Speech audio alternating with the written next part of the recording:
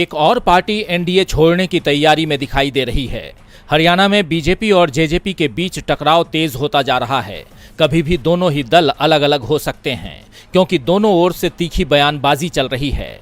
गठबंधन बचाने की कोशिश बहुत कम हो रही है। बीजेपी और जेजेपी की ओर से दावा किया जा रहा है कि वो अकेले हरियाणा की सभी सीटों पर चुनाव लड़ सकते हैं। इस बीच जेजेपी में बीजेपी ने सेंधमारी की कोशिश भी तेज कर दी है। जेजेपी के संस्थापक जसविंदर बेनीवाल की बीजेपी से करीबी बढ़ती दिखाई दे रही है। बेनीवाल के सहारे बीजेपी जेजेपी में भी सेंध लगा सकती है।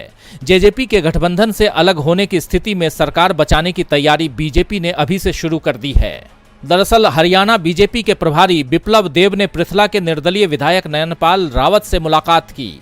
बिप्लब देब निर्दलीय विधायकों के सहारे बहुमत जुटाने की कोशिश में लगे हुए हैं।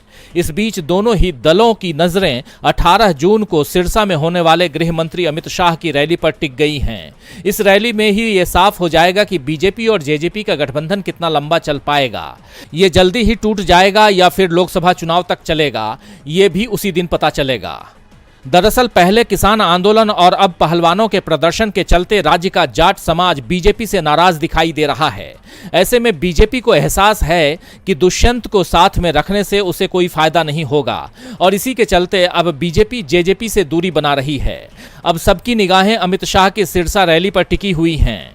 वैसे ये भी दावा किया जा रहा है कि जिस तरह से एनडीए के दल उसे छोड़कर गए हैं, वैसे ही अगर जेजेपी भी एनडीए से अलग होती है तो बीजेपी को इसका लोकसभा चुनाव में बड़ा नुकसान हो सकता है।